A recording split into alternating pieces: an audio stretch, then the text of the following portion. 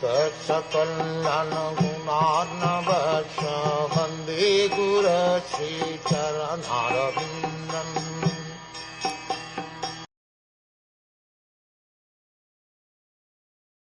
My dear king, just consider what I have said to you, which will act as medicinal treatment upon disease. Control your anger, for anger is the foremost enemy on the path of spiritual realization.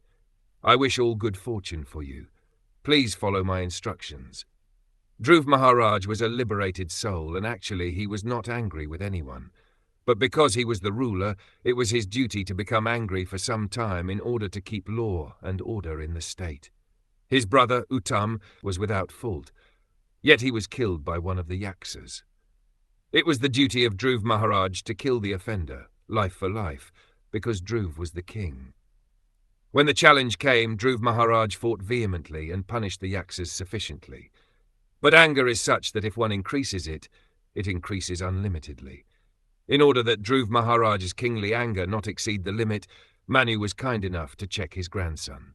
Dhruv Maharaj could understand the purpose of his grandfather, and he immediately stopped the fighting. The words Shrutana Bhuyasa, by constantly hearing, are very important in this verse. By constantly hearing about devotional service, one can check the force of anger, which is detrimental to the process of devotional service.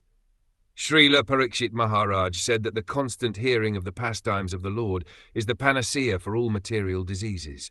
Everyone, therefore, should hear about the Supreme Personality of Godhead constantly. By hearing, one can always remain in equilibrium, and thus his progress in spiritual life will not be hampered. Dhruv Maharaj becoming angry with the miscreants was quite appropriate. There is a short story in this connection about a snake who became a devotee upon instruction by Narad, who instructed him not to bite anymore. Since ordinarily a snake's business is to fatally bite other living entities, as a devotee he was forbidden to do so. Unfortunately, people took advantage of this non-violence on the part of the snake, especially the children, who began to throw stones at him. He did not bite anyone, however, because it was the instruction of his spiritual master. After a while, when the snake met his spiritual master Narad, he complained, "I have given up the bad habit of biting innocent living entities, but they are mistreating me by throwing stones at me." Upon hearing this, Narad Muni instructed him, "Don't bite, but do not forget to expand your hood as if you were going to bite. Then they will go away."